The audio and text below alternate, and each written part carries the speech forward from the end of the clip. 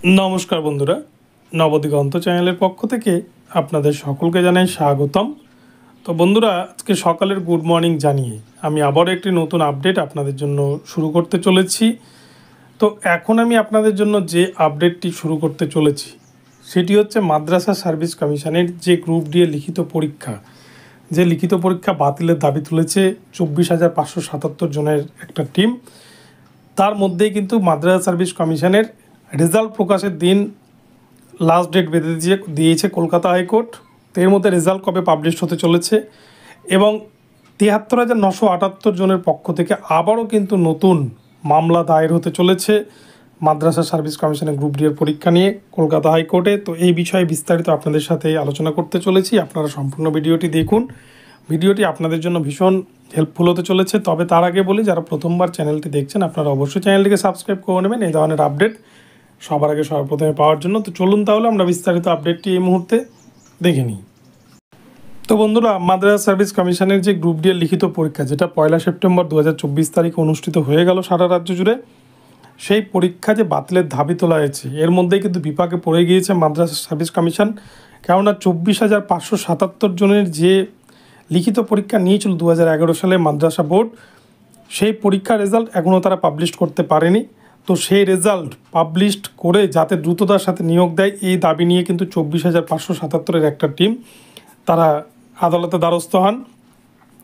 অপরপক্ষে মাদ্রাসা service commission তারা নিজেদের দোষ স্বীকার করে নিয়ে সেই সময় যারা প্রিলিমিনারি পরীক্ষায় পাশ করার পর রিটেন পরীক্ষায় পাশ করতে বা রিটেন পরীক্ষা যারা দিতে পারেনি, তার আগে বলে রাখি এই পরীক্ষা কিন্তু 3টি ধাপ ছিল।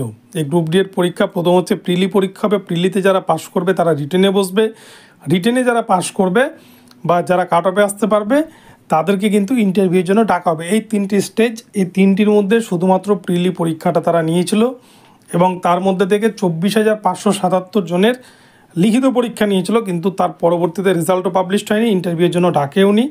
এবং সেই মামলাটি সূত্রপাত 14 বছর পর মামলা রায় হয়েছে 2010-এর মামলা 2024 সালে এসে কলকাতা হাইকোর্ট নিয়োগের নির্দেশ দিয়েছে প্যানেল পাবলিশ করে। তো সেক্ষেত্রে মাদ্রাসা বোর্ড নিজেদের দেখেছে তারা দোষ করেছে এবং 73,798 জন বঞ্চিত হয়েছিল, তাই তাদের পুরো তালিকা ওয়েবসাইটে প্রকাশ করে তাদেরকে কিন্তু আবার লিখিত পরীক্ষা দেওয়ার জন্য মাদ্রাসার পক্ষ থেকে নোটিশ জারি করে তাদেরকে জানানো হয় এবং অ্যাডমিট ইস্যু করে পরীক্ষাটা নেওয়া হয়। আর এখানেই দ্বন্দ্বটা বেঁধেছে, কেননা ভ্যাকান্সির সংখ্যা কিন্তু ভীষণ কম। আমরা বারংবার বিভিন্ন মাধ্যম থেকে শুনে আসছিলাম যে প্রায় 2,500-3,000 মতো ভ্যাকান্সি রয়েছে, কিন্তু গতকালকে কলকাতা হাইকোর্টে তারা পরিষ্কার জানিয়ে দিয়েছে মাদ্রাসা বোর্ড যে এখানে 300টা মতো কিন্তু ভ্যাকান্সি রয়েছে সারা পশ্চিমবঙ্গ জুড়ে। যেখানে 14 বছর ধরে কোনো নিয়োগ নাই গ্রুপ ডি এর, সেখানে মাত্র 300টা ভ্যাকান্সির কথা বলেছে মাদ্রাসা বোর্ড, যদিও এটা হাস্যকর। তো যাই হোক, মাদ্রাসা বোর্ড যা বলবে তাই, তার উপরে কিছু করার নেই। যেহেতু গেজেটে কোনো ভ্যাকান্সির উল্লেখ তারা করেনি, তাই যা বলবে সেটাই কিন্তু মেনে নিতে হবে। তো এই 300টা ভ্যাকান্সিতে নিয়োগের জন্য এখন 24,577 জন তারা কিন্তু বলছে শুধু তাদের রেজাল্টটাকে পাবলিশ করে তাদেরকে ইন্টারভিউতে ডেকে তাদেরকে নিয়োগটা দিতে। তো এই মতো অবস্থায় মাদ্রাসা বোর্ড কিন্তু ভীষণ বিপাকে পড়ে রয়েছে, কেননা 73,978 জনের পরীক্ষা পদ্ধতি বাতিল করার ক্ষমতা কিন্তু এই মুহূর্তে মাদ্রাসা বোর্ডের নেই, যেহেতু তারা পরীক্ষাটা অলরেডি নিয়ে ফেলেছে। তাই যদি কলকাতা হাইকোর্ট অর্ডার দেয় এবং এই পরীক্ষা বাতিলের কথা বলে 73,798 জনের, সেক্ষেত্রেই কিন্তু মাদ্রাসা বোর্ড সেই পরীক্ষা বাতিল করতে পারে। নচেত তারা কিন্তু সম্পূর্ণ একসাথে প্রায় 1 লক্ষের ওপর পরীক্ষার্থীর রেজাল্ট পাবলিশ করে এবং 300 ভ্যাকান্সির যে 1:5 অনুপাত, অর্থাৎ 300টা ভ্যাকান্সি যদি থাকে তার 5 গুণ প্রার্থীকে কিন্তু এখানটায় ডাকা হবে, অর্থাৎ একটা সিটের জন্য 5 জনকে ডাকা হবে। তো সেক্ষেত্রে এই 1:5 অনুপাতে ক্যান্ডিডেটদেরকে ডেকে তারপর কিন্তু মেরিট লিস্ট তৈরি করা হবে ইন্টারভিউ নেওয়ার পর।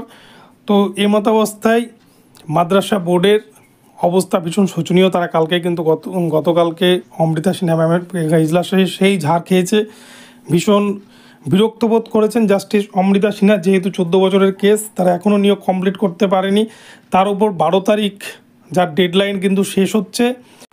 তাই এই তারিখের মধ্যে রেজাল্ট পাবলিশ করতে না পারলে মাদ্রাসা বোর্ডকে আবারও কিন্তু নতুন সমস্যার সম্মুখীন হতে হবে। তো এই ক্ষেত্রে 24,577 জনের রেজাল্ট মাদ্রাসা বোর্ডের কিন্তু অলরেডি রেডি রয়েছে। তাদের 73,798 জনের রেজাল্টটা যেহেতু হিউজ পরিমাণ পরীক্ষার্থী, তাদের একটু বাছাই করতে সময় লাগছে। আর যেহেতু ওএমআরে পরীক্ষা হয়নি, তো সেক্ষেত্রে এই রেজাল্টটার একটু সময় লাগছে। তো এর মধ্যে দুদিনের মধ্যে মাদ্রাসা বোর্ড রেজাল্ট পাবলিশ করতে পারবে কিনা সেটাই বড় চ্যালেঞ্জের ব্যাপার।